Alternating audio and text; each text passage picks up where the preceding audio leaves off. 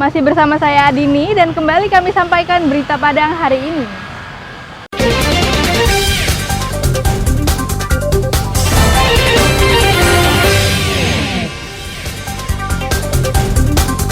Lebih dari 30 meter pantai Pasir Jambak digerus ombak. Abrasi ini telah terjadi dalam setahun terakhir. Baru diperbaiki dengan dana lebih dari 9 miliar rupiah, jalan yang menghubungkan Padang Pariaman di Kecamatan Sungai Geringging terancam putus. Di Lapas Sijunjung, limbah kayu disulap jadi ukiran kaligrafi, jam dinding, dan lemari kecil.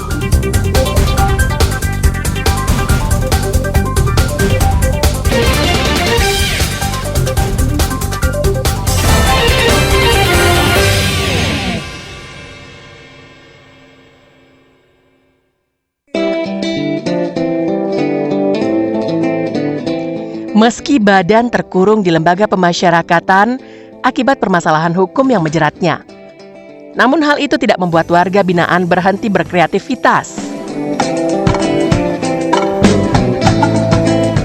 Salah satunya, menyulap limbah kayu di tempat penggergajian kayu yang tidak mempunyai nilai jual, dijadikan produk berkualitas dan bernilai jual.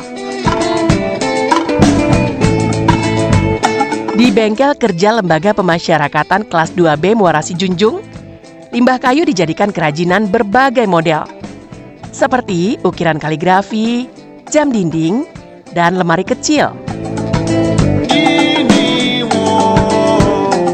Sofianto, salah seorang warga binaan, mengatakan, berkat pelatihan di Balai Kerja Lapas, ia yang semula tidak mengerti apa-apa tentang pertukangan, akhirnya bisa mahir mengolah limbah kayu menjadi barang yang mempunyai nilai jual.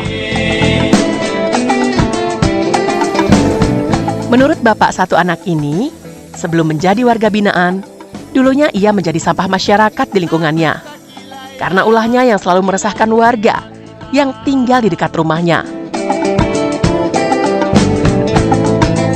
Namun ia sangat menyesal dan berjanji akan menjadi orang baik dan berguna bagi lingkungan setelah tuntas menjalani hukuman. Di wilayah tempatnya di Sijunjung, banyak sekali tempat penggergajian kayu, sehingga bisa dipastikan banyak limbah kayu yang tidak berguna dan hanya dibuang oleh pemiliknya. Sofianto merasa optimis jika usahanya tak akan kekurangan bahan baku. Jujur ini pengalaman yang tidak terlupakan. Mungkin awalnya dulu saya hanya menjadi sampah masyarakat, Pak. Harapan saya setelah keluar nanti saya supaya bisa menjadi masyarakat yang berguna untuk masyarakat yang lain. Menurut Kalapas Muara Sijunjung, Ahmad Junaidi, pihaknya terus melakukan berbagai pelatihan untuk warga binaan. Hal itu bertujuan agar warga binaan mempunyai penghasilan. Penghasilan dari warga binaan ini akan diberikan kepada anak istrinya saat membesuk. Jadi kami kumpulkan bahan-bahan bekas, kayu-kayu bekas, maka kami bikin kaligrafi yang dilihat oleh rekan-rekan media semua. Awalnya menjadikan suatu seni yang sangat bagus sehingga memungkinkan untuk dijadikan harga jual. Sehingga dengan hasil itu warga binaan kami ini bisa mendapatkan upah yang kami namakan upah premi kalau di lapas, maka bisa hasil dari premi tersebut bisa diberikan kepada keluarga mereka di luar lapas. Lapas kelas 2B Muara Sijunjung merupakan contoh yang menarik karena lapas bukan sekadar sebagai tempat memenjarakan orang, namun juga sebagai tempat pelatihan kerja, sehingga mereka yang keluar dari sana telah memiliki modal keahlian untuk bekerja dan menghasilkan uang dengan cara yang halal. Robiha melaporkan dari Sijunjung.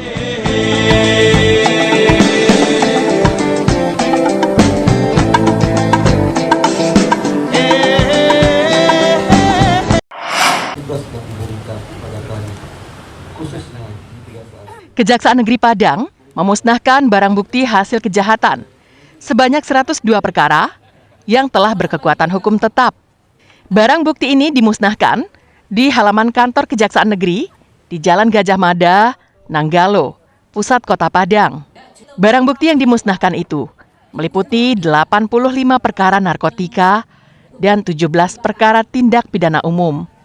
Adapun barang bukti yang dimusnahkan adalah ganja sekitar 100 gram, sabu-sabu 201 gram, senjata tajam 7 buah, dan telepon genggam 15 buah. Semua barang bukti narkoba dimusnahkan dengan cara dibakar, sementara barang bukti senjata tajam dimusnahkan dengan cara dipotong menggunakan gergaji mesin. Sedangkan telepon seluler dimusnahkan dengan cara dipukul dengan palu.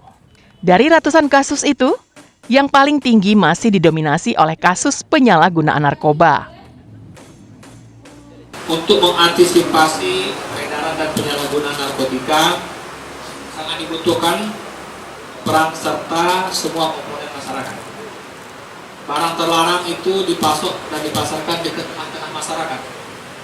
Dan juga masyarakat diminta dapat memberikan informasi kepada aparat penegak hukum jika menemukan tindakan mencurigakan terkait penyelundupan atau peredaran barang-barang terlarang tersebut.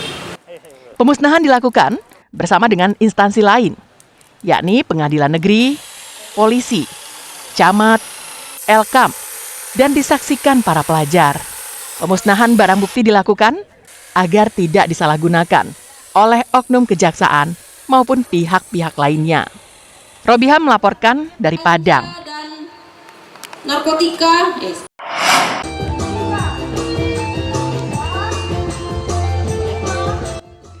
Stroke menjadi penyakit yang banyak diderita masyarakat. Stroke juga menjadi penyebab pertama kecacatan di seluruh dunia. Rumah Sakit Otak Muhammad Hatta Bukit Tinggi menggelar berbagai kegiatan dan aksi kemanusiaan untuk meningkatkan pola hidup masyarakat agar terhindar dari penyakit yang masuk urutan kedua penyebab kematian. Hal ini dilakukan dalam rangka memperingati Hari Stroke Dunia yang jatuh pada tanggal 29 Oktober. Salah satu kegiatannya antara lain senam sehat. Puluhan lansia yang tergabung dalam klub stroke Rumah Sakit Otak Muhammad Hatta Bukit Tinggi antusias mengikuti senam hingga berjoget bersama di halaman rumah sakit.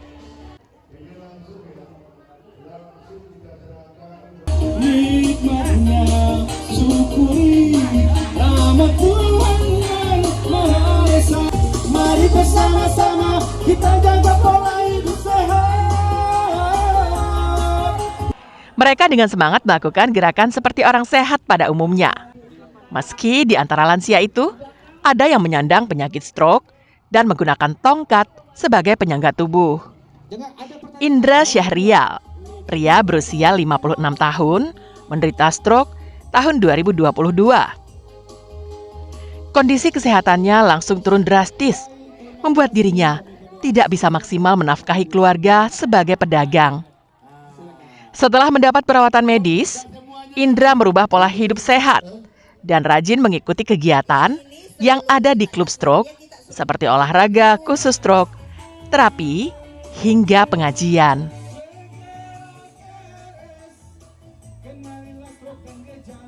Jadi kalau di sini kami kegiatan klub stroke, di samping terapi ada senam, sekali ada senam 2 kali dalam sebulan, tuh ada ceramah agama. Baik, sambil Ceramah. Nah, kalau 2 kali sebulan ada ceramahnya, pengajian. Nah, tapi kalau senam ini 2 kali seminggu, tiap hari Selasa dan Kamis. Dihitung adalah 75. Kira-kira 75 orang lah. PLT Direktur Utama RSOMH Bukit Tinggi mengungkapkan, stroke penyebab pertama kecacatan dan urutan kedua penyebab kematian di dunia.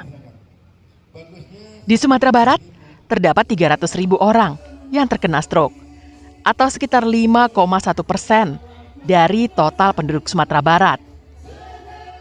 Jumlah ini masih jauh dibandingkan penderita stroke di Indonesia, yang mencapai hampir 3 juta orang, atau kurang dari 10% dari total penduduk Indonesia.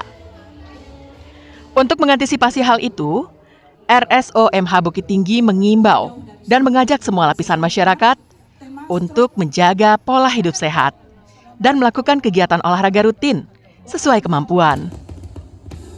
Pasalnya, kurang olahraga, pola makan tidak sehat, makan sembarangan, banyak beban pikiran, bisa memicu penyakit stroke.